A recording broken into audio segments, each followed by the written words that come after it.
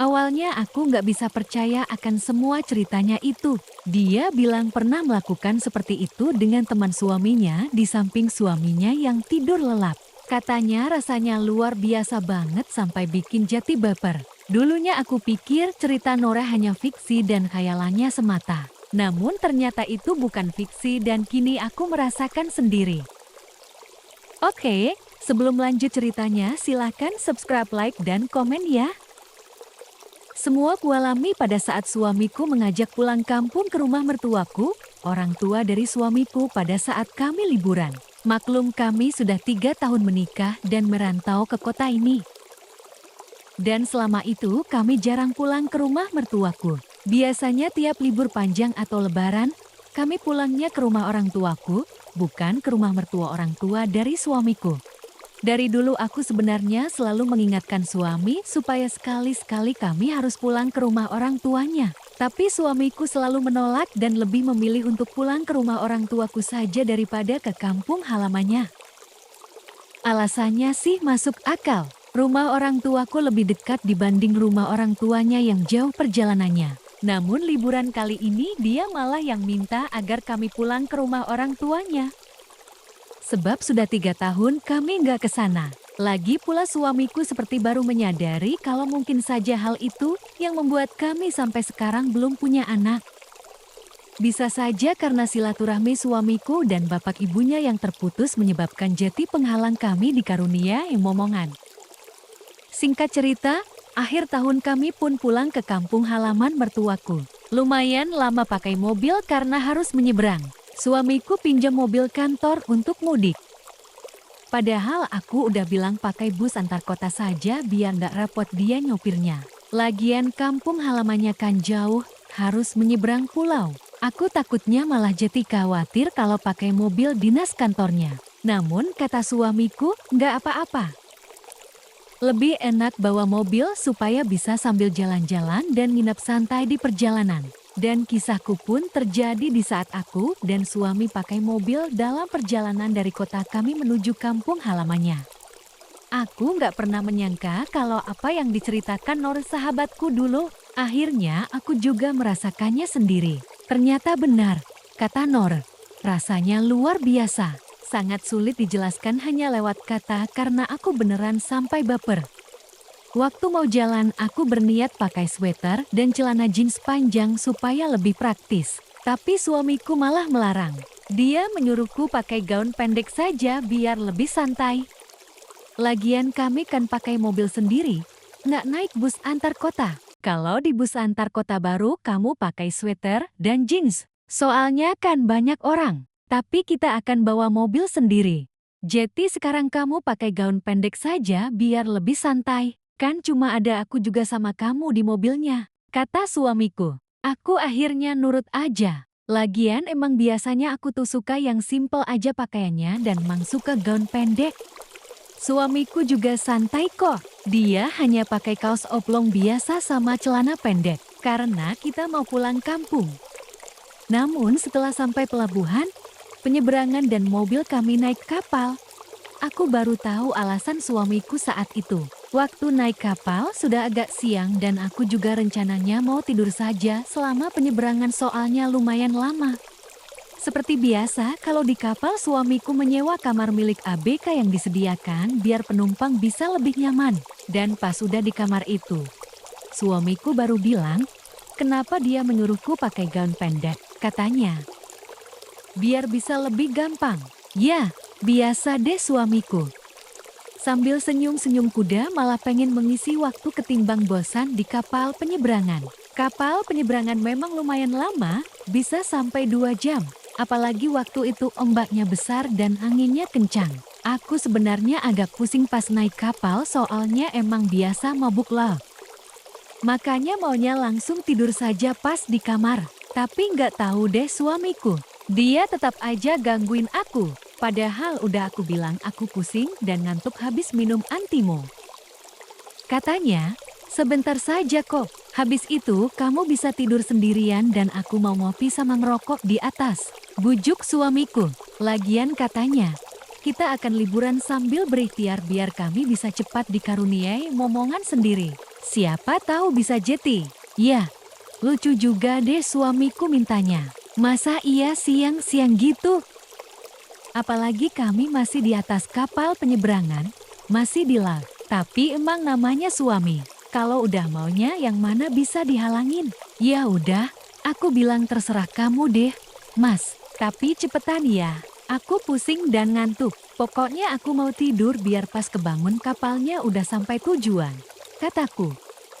Perjalanan pulang ke rumah orang tua suami memang lama. Harus naik mobil terus menyeberang dan lanjut mobil lagi setelahnya. Makanya di kapal juga perkiraannya sore jam 5 baru kami sampai dan bisa melanjutkan perjalanan pakai mobil lagi.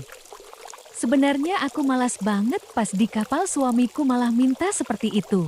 Nggak sabaran amat sih nunggu sampai rumah. Namun sebagai istrinya aku nggak bisa ngelarang. Kan bisa dosa kalau suami lagi ingin tapi nggak dikasih sama istrinya. Padahal sepanjang perjalanan pikiranku tuh sedang gak karuan. Masih mikirin harus bagaimana pas ketemu sama mertuaku. Soalnya aku sama suami baru kali ini pulang setelah 3 tahun menikah. Takutnya dikira aku yang gak mau nengokin mertuaku. Akhirnya aku diam saja sambil menahan ngantuk dan pusing.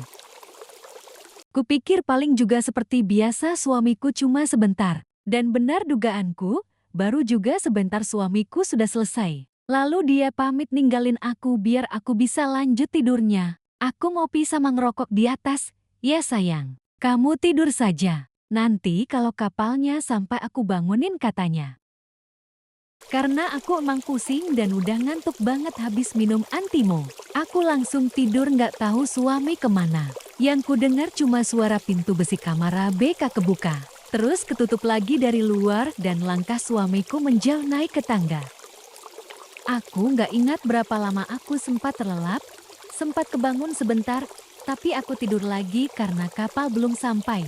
Aku ngerasa kayak antara sadar dan nggak sadar. Soalnya memang pusing dan ngantuk sekali karena kapalnya oleng. Kadang mataku kebuka. Tapi aku merem lagi mencoba tidur supaya nggak mual dan muntah karena kapalnya goyang-goyang. Mau naik ke dek atas nyusul suamiku, tapi aku malas. Nanti yang ada aku malah tambah pusing kalau dibawa jalan ke atas. Apalagi kulihat di ponsel baru jam 2 lewat 30 menit siang dan kapal baru setengah jam berlayar. Masih 1,5 jam lagi sampainya. Mau nelpon suami untuk belikan aku minum dan camilan di atas. Tapi saat itu beneran gak ada sinyal karena kamar di bawah. Akhirnya aku kirim pesan saja ke suami. Aku minta dia belikan aku minum sama jajan camilan untuk aku di kamar sewa ABK ini. Habis ngirim pesan, aku lanjut rebah dan tidur lagi. Nanti juga pesannya masuk dan suamiku balik ngasih kepadaku di kamar. Nggak lama suamiku beneran datang lagi ke kamar. Aku cuma dengar pintu besi kebuka, lalu ketutup lagi dari dalam kamar. Tapi karena aku ngantuk antara sadar dan mimpi, aku cuma bilang, taruh saja minum dan jajannya di pojokan, nanti aku bangun. Aku bilang gitu sambil tetap rebah ke samping membelakangi suamiku. Dan suamiku juga nggak menjawab apa-apa lagi antara sadar dan nggak sadar deh. Pokoknya waktu itu, tiba-tiba saja suamiku lucu banget. Bukannya ninggalin aku lagi. Biasanya juga kalau di kapal dia suka ngopi sama ngerokok di kafe kapal di dek atas. Nggak peduli sama istrinya kalau di kapal. Tapi kali itu kok dia nggak pergi lagi. Habis nantar minum sama camilan untukku, suamiku malah tanpa aba-aba seperti itu. Aku awalnya mau nyuruh dia naik lagi saja ke atas. Kan dia bisa ngopi sama ngerokok biar nggak bosan dalam perjalanan kapal. Namun karena rasanya antara sadar dan mimpi, aku nggak bisa berkata apa-apa lagi. Soalnya suamiku sudah memulai semuanya. Hanya bedanya aku agak heran juga saat itu. Nggak kayak sebelumnya, dia buru-buru banget. Kali ini kok kayak dia ragu padaku. Seperti dia takut kalau mengganggu tidurku dan khawatir aku marah karena kebangun karena ulahnya pas aku lagi pusing banget. Sampai akhirnya aku bilang, udah nggak apa-apa, Mas. Aku juga udah mulai stabil dan nggak pusing kok, kataku menahan tawa. Aku bilang gitu tanpa berbalik. Jeti tetap membelakangi suamiku, hanya bisa bayangin muka pingin dari suamiku saja. Soalnya dia tuh lucu banget kalau sedang nyengir kuda. Takut nggak dikasih sama aku apa yang sedang sangat diinginkannya. Akhirnya perjalanan pulang kampung ke rumah mertuaku. Kuanggap saja sekalian liburan bulan madu bersama suamiku. Siapa tahu beneran kata suami. Mungkin malah bisa jeti kalau di atas kapal dan kami bisa beneran dapat rezeki punya momongan. Jujur saja aku kayak merasa sedang mimpi siang itu. Soalnya suamiku jeti beda banget, nggak seperti biasanya, kali ini agak lain.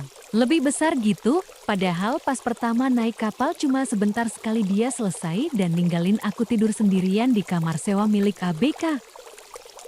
Akan tetapi setelah ngopi sama ngerokok di dek atas kok sekarang suamiku jeti beda sekali. Jeti kayak sedang mimpi saja. Aku nggak tahu juga apa emang dia yang beda atau aku yang sedang terbawa mimpi karena sedang mabuk laut di atas kapal. Yang jelas kurasakan lebih lama dan lebih besar dari biasanya.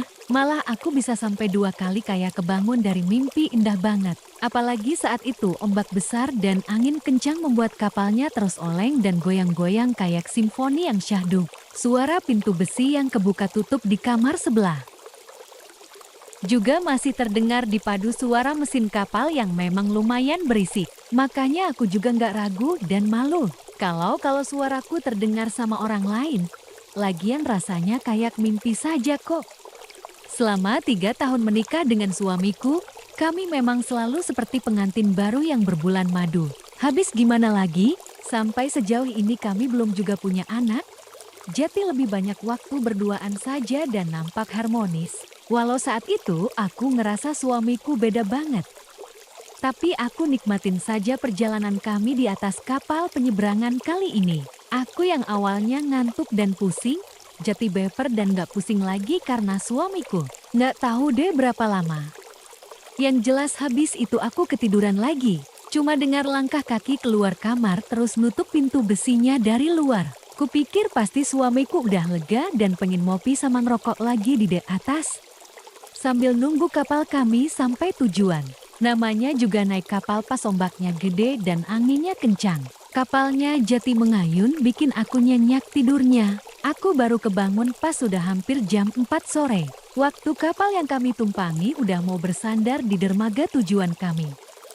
Itu pun aku kebangun bukan karena suara sirin kapal yang berbunyi pas mau bersandar, melainkan karena dibangunin. Bukan dibangunin sama suami, akan tetapi sama seorang ABK kapal. Makanya pas bangun aku agak kaget campur malu juga. ABK itu masih muda sekitar 24 tahunan. Pemuda tinggi dan ganteng kayak baru lulus akademi pelayaran dan baru kerja di kapal. Maaf, Mbak. Maaf, Bu. Kapalnya sudah hampir sandar. Saya diminta suami ibu untuk memberitahukan kepada ibu, kata ABK itu. Suaranya lembut dan sopan. Tapi tatapan mata dan senyumannya bikin aku grogi. Seperti ada yang beda dari cara lihatnya. Suami ibu sudah menunggu di mobilnya. Mari saya bantu membawakan barang-barangnya. Bu, lanjutnya menunggu aku. Aku segera bangun dan merapikan gaun pendek yang kusut dan juga menyisir rambutku yang sedikit berantakan. Iya, Mas, maaf saya ketiduran nyenyak sekali. Makasih ya udah mau bangunin saya.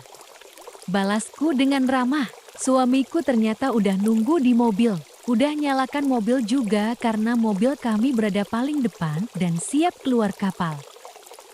Jam 4 sore lebih akhirnya aku sama suami sudah turun kapal dan bisa meninggalkan pelabuhan untuk melanjutkan perjalanan. Tadinya aku udah nggak mikirin perjalanan di kapal dan juga ABK yang tadi.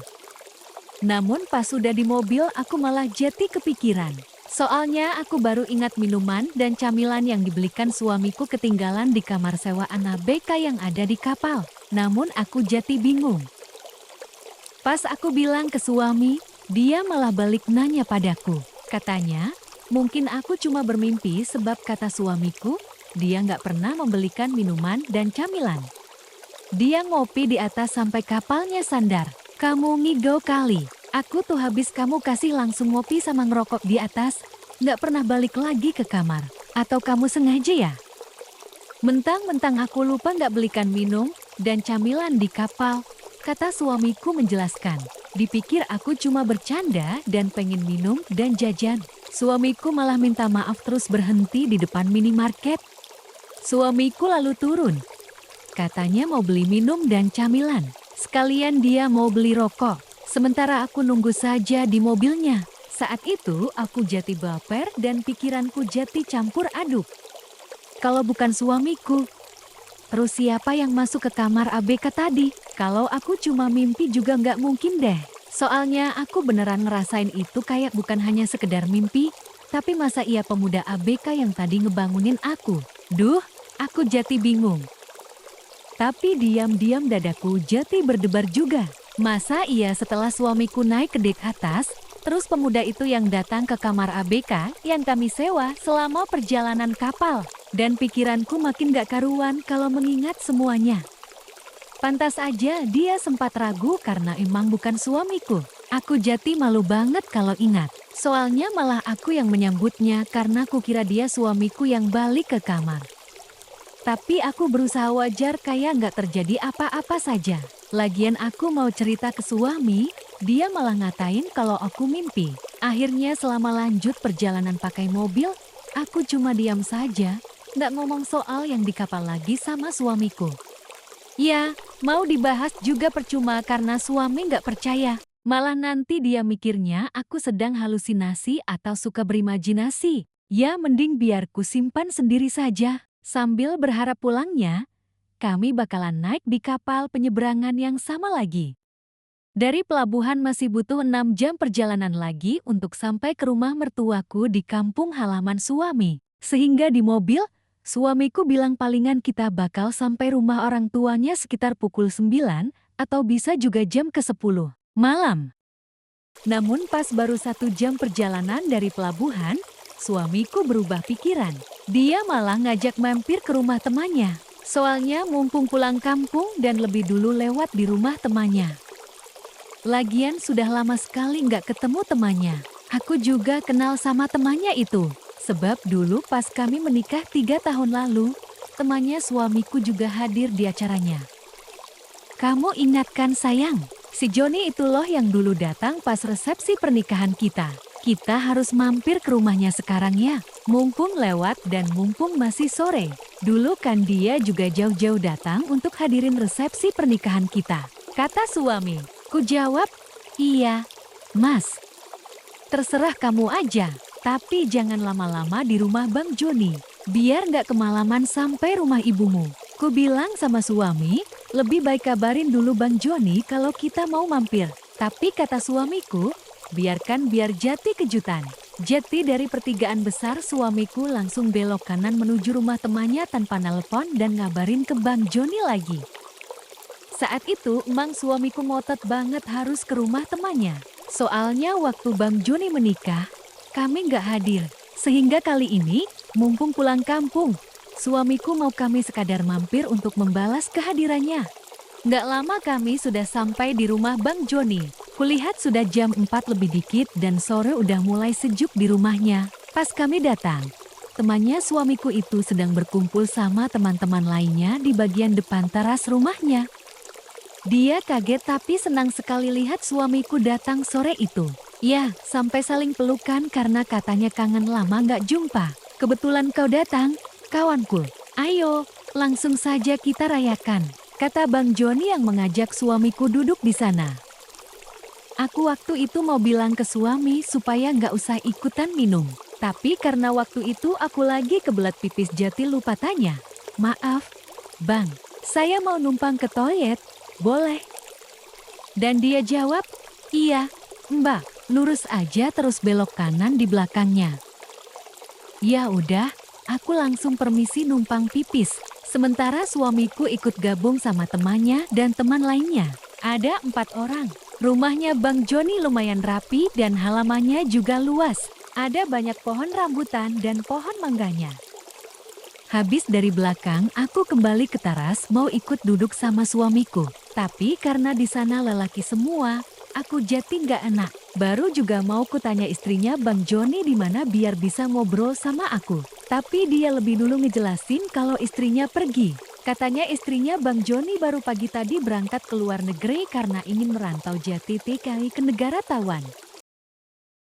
Makanya dari sore Bang Joni sama teman-temannya bisa bebas merayakan kepergian istrinya Bang Joni yang berangkat Jati TKI. Mbak, duduk saja di dalam atau kalau mau istirahat juga boleh di kamar karena istri saya sudah berangkat tadi pagi. Biar saya sama teman-teman menyambut dan merayakan kedatangan teman lama saya ini ya, Mbak, kata Bang Joni. Suamiku malah senang dan nyuruh aku istirahat aja dulu sebentar karena dia masih mau minum dan ngobrol sama temannya. Gak apa-apa kan? Sayang, cuma sebentar kok. Lagian kita kan pakai mobil sendiri. Bisa jam berapa aja jalan ke rumah ibu, katanya. Ya, akhirnya aku nurut aja. Lagian aku juga capek di perjalanan. Jadi aku pamit aja sekalian mau mandi biar lebih segar. Biarin aja deh sekali-sekali suamiku bisa bahagia kumpul lagi sama teman lamanya. Asal enggak kebanyakan minumnya saja. Aku akhirnya numpang mandi di rumah Bang Joni. Tapi aku enggak ganti pakaian. Tetap pakai gaun pendek yang kupakai dari rumah. Soalnya saat itu tas pakaian ada di mobil suamiku. Lagian kupikir paling cuma sebentar kami mampirnya di rumah ini. Pas aku selesai mandi juga udah jam 5 lewat. Langit sudah berubah jingga dan mulai masuk petang. Aku duduk nunggu di dalam. Sementara suamiku masih nggak mau ngobrol sama Bang Joni dan temannya di teras depan. Kayak lagi seru sekali mereka ngobrolnya. Bang Joni sempat masuk terus nawarin aku apa mau dibuatkan teh atau kopi. Soalnya istrinya nggak ada, jadi dia yang buatin. Ya aku sempat kaget aja karena waktu itu aku lagi rebahan di sofa. Waktu Bang Joni masuk dan nawarin aku mau minum apa, ku bilang, gak usah repot.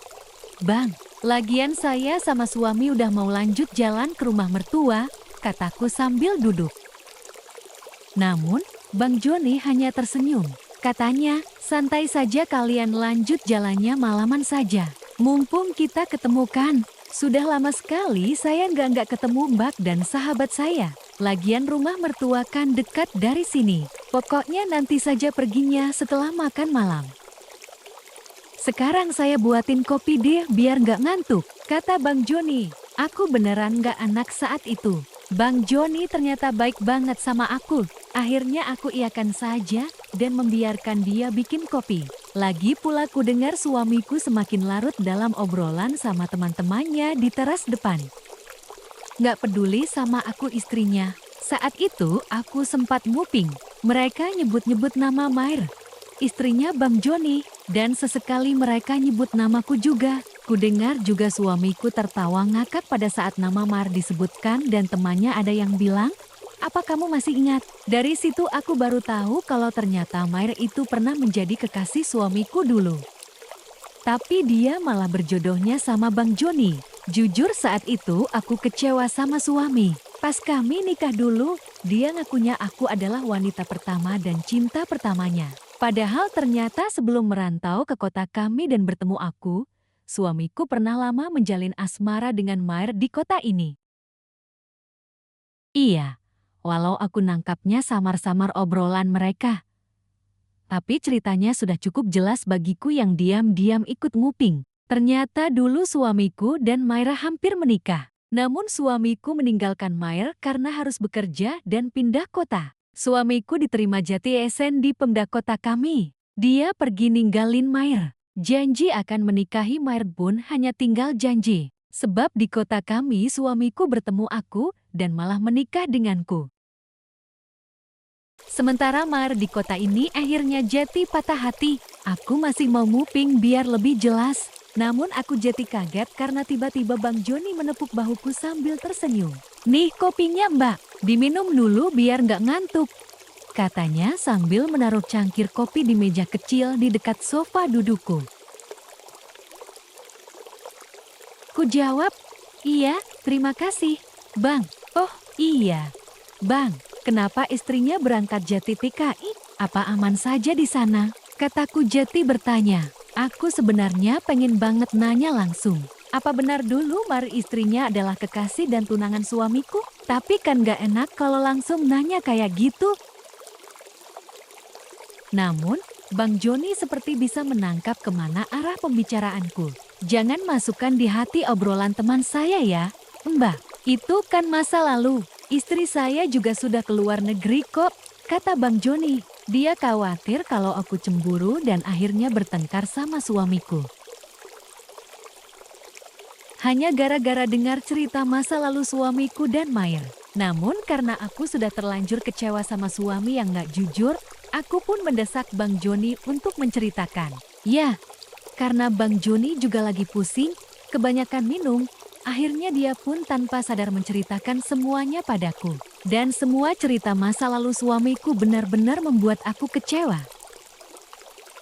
Pantas saja sejak dulu suamiku nggak mau ke kota ini. Suamiku sama beberapa temannya semakin larut dalam obrolan mereka di depan. Sementara Bang Yoni pun mulai bercerita sama diriku. Dulu saat aku sama suami menikah, Bang Joni jauh-jauh hadir. Dia memberikan kado yang ternyata titipan Mayer untuk suamiku. Lalu 3 bulan setelah kami menikah, Bang Joni pun menikahi Mayer, mantan tunangan suamiku. Sebab saat itu Mayer sedang hamil.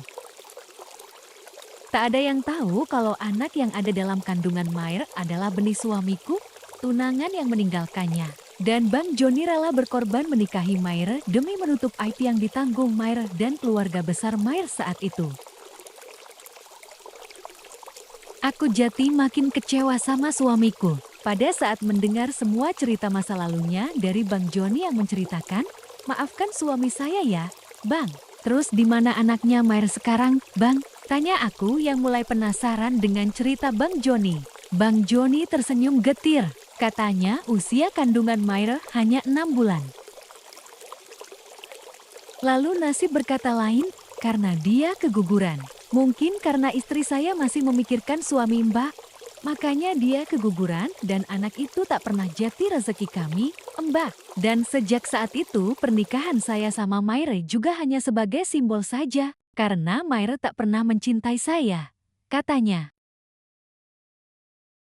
Saat itu Bang Joni mau nerusin ceritanya, tapi temannya di depan memanggil. Jadi dia ninggalin aku dan beranjak ke teras depan. Jujur aku jadi merasa makin gak enak saat itu. Apalagi kata Bang Joni, selama ini rumah tangganya sama Mayer selalu hambar. Hingga akhirnya Mayer ninggalin Bang Joni ke luar negeri dengan alasan ingin mencari pengalaman dan bekerja jadi TK di Taiwan.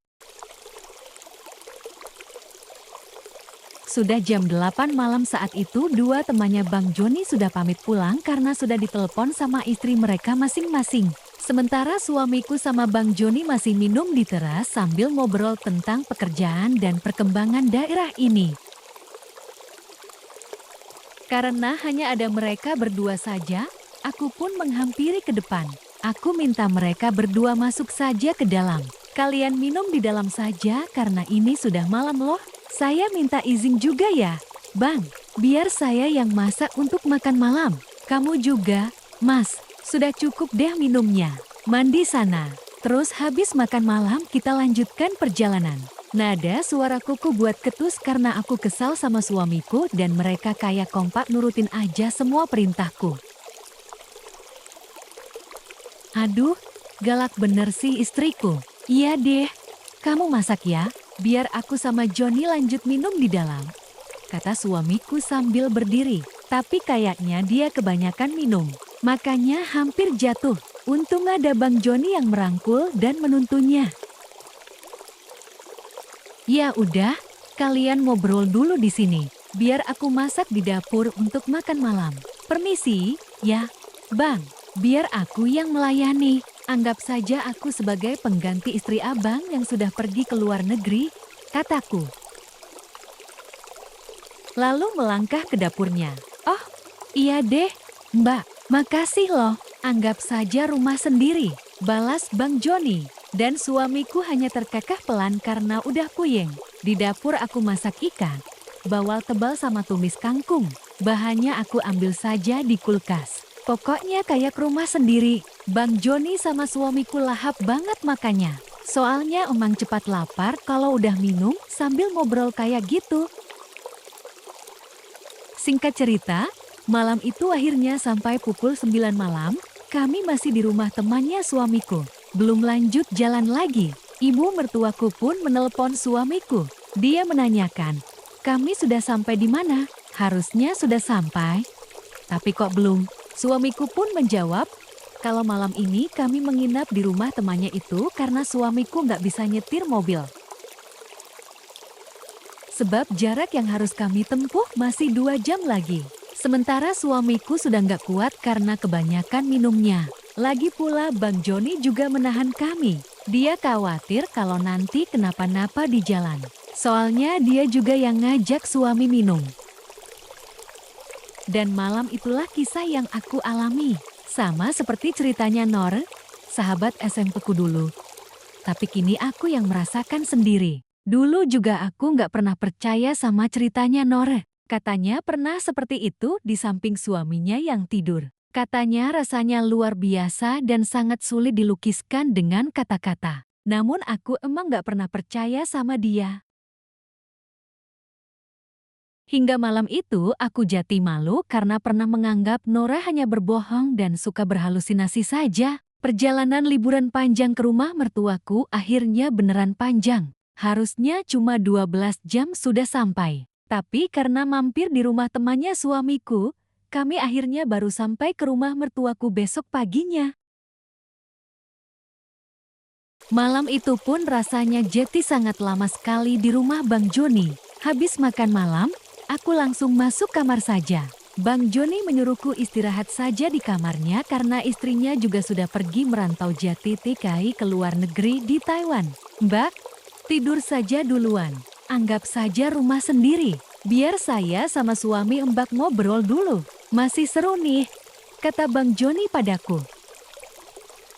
Iya, sayang, kamu istirahat saja biar besok bisa bangunin aku paginya dan kita lanjut jalan ke rumah ibuku, timpal suamiku.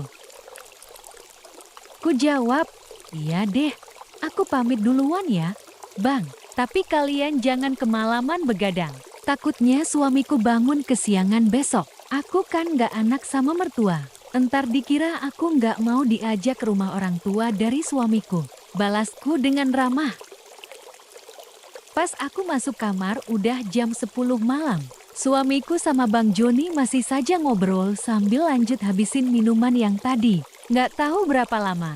Aku sempat terlelap sebentar soalnya masih agak pusing setelah naik kapal penyeberangan. Aku juga nggak lihat jam berapa. Tapi pas bangun tengah malam, aku sudah nggak mendengar suara obrolan mereka. Padahal jarak kamar sama ruang tengah di rumah itu hanya beberapa meter. Tapi suamiku sama Bang Joni sudah sepi. Tadinya juga masih ngobrol sambil ketawa-ketawa mengenang masa lalu waktu mereka sama-sama masih SMA di sini. Karena nggak ada suara dan sepi sekali. Aku akhirnya keluar kamar dan benar saja suamiku sama Bang Joni udah pada tidur. Suamiku kelihatan nyenyak banget ketiduran di sofa. Sementara Bang Joni, tuan rumahnya malah ketiduran di matras lantai. Aku terus ke sana dan membereskan gelas dan piring camilan juga sisa asbak yang berantakan. Kurapikan saja biar nyaman. Soalnya aku tuh emang orangnya bersihan. Nggak bisa lihat kondisi rumah yang kotor dan berantakan. Jadi, semua kurapikan. Kulihat saat itu sudah jam 12:30 dini hari. Aku Jati nggak ngantuk lagi karena sempat ketiduran beberapa jam tadi. Saat itu aku mau bangunkan suamiku untuk menyuruhnya pindah ke kamar. Soalnya aku agak penakut, nggak berani tidur sendirian. Lagi pula ini kan rumah orang lain. Aku ngerasa nggak bisa nyaman dan nyenyak tidurnya kalau hanya sendirian di kamar. Aku melangkah pelan ke arah sofa mau bangunin suamiku. Tapi saat itulah aku Jati kaget bukan main karena Bang Joni. Dia tiba-tiba saja menarik tanganku pada saat aku melewatinya di matras lantai di dekat sofa di mana suamiku sedang tidur pulas. Bang, ih, kok belum tidur? Ngagetin aku aja sih, kataku sambil menatapnya. Anehnya aku bicara sangat pelan kayak takut juga. Takut kalau suamiku kebangun. Padahal niat awalku emang mau bangunin suami. Bang Joni nggak menjawabku dengan kata-kata. Dia cuma tersenyum penuh makna padaku, lalu kembali menarik tanganku. Tak ada yang maksa, namun aku menurutinya. Jangan dibangunkan suaminya. Mbak, kasihan dia capek. Biarin istirahat, kata Bang Joni setelah aku duduk di matras dekatnya. Tapi, Bang, kataku. Aku mau bilang kalau aku nggak bisa tidur sendirian di kamar orang, makanya mau nyuruh suami pindah. Hanya saja belum juga aku selesai bicara. Bang Joni sudah lebih dulu melarangku dan dia membungkamku tepat di bibirku. Bukan dengan tangan, bukan dengan paksaan, tapi dengan sebuah kecupan tanda kasihnya pelan, lembut, dan hangat. Aku sempat membeku. Tak terbayang olehku apa yang kualami itu. Namun, hanya sebentar kemudian mulai membalasnya.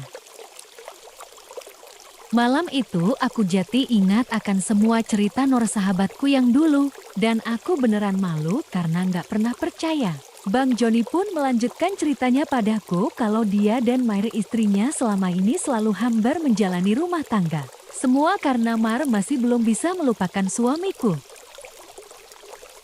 Mantan kekasihnya dulu yang telah memetik kehormatan Mair. Istriku masih percaya kalau suatu saat dia dan suami Mbak bisa kembali bersatu karena katanya mereka pernah berjanji walau mereka sudah menikah dengan orang lain, tapi cinta suci dan hati hanya untuk mereka berdua. Mbak, bisik Bang Joni. Saat itu aku bingung mau bilang apa antara aku kesal dan kecewa sama suamiku yang selama ini nggak jujur pada diriku.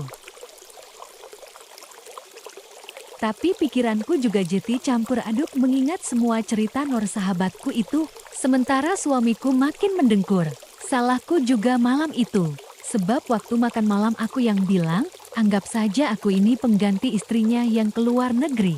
Makanya Bang Joni gak sungkan lagi untuk menceritakan semua keluh kesahnya padaku malam itu. Sangat terbuka dan jujur. Aku sendiri sampai bapa rasanya. Sebab di samping kami ada suamiku yang sedang pulas banget tidurnya sampai mendengkur. Bang, pelan saja ya ceritanya. Aku takut suamiku kebangunkan, kata abang. Kasihan kalau dia nggak dapat istirahat, kataku. Iya, Mbak, kita pelan-pelan saja yang penting Mbak bisa memahami dan menangkap semua cerita ini, balasnya. Aku sendiri nggak ingat lagi bagaimana semuanya bisa terjadi. Yang jelas benar kata Nor, sahabatku, rasanya luar biasa. Entah berapa kali aku bisa baper malam itu karena akhirnya semua cerita Nora aku alami juga dan merasakannya sendiri. Yang jelas paginya aku dan suami terus pamitan ke Bang Joni karena kami harus melanjutkan perjalanan ke rumah mertuaku. Bang Joni berterima kasih karena aku dan suami sudah bersedia mampir dan nginap semalam di rumahnya yang sederhana. Suamiku juga berterima kasih atas sambutan hangatnya selama kami bermalam di rumah Bang Joni, sahabatnya sejak SMA dulu. Kami akhirnya sampai di rumah orang tua suamiku. Setelah 2 jam perjalanan, ibunya suamiku sangat senang menyambut kami. Aku sama suami akhirnya menghabiskan liburan hampir seminggu di kampung halamannya. Baru kali itu suamiku mudik. Dan benar kata ibunya suamiku. Gara-gara suamiku 3 tahun gak pernah pulang, makanya kami susah punya momongan. Makanya di kampungnya itu orang tua suamiku mengadakan acara syukuran dan ruatan biar kami cepat punya momongan. Semua itu pun akhirnya terbukti. Sebulan setelah pulang kampung ke rumah orang tua suamiku, aku pun hamil. Entah benih siapa yang telah tumbuh di rahimku. Kini setelah 2 tahun berlalu, aku dan suami hidup bahagia dan makin harmonis dengan 1 anak cowok berusia 2 tahun. Begitulah kisahku, kawan. Semoga bisa dipetik hikmahnya dan bisa menghibur kalian di mana kalian berada. Terima kasih sudah menyimak sampai selesai dan sampai jumpa kembali dalam kisah dan cerita menarik lainnya.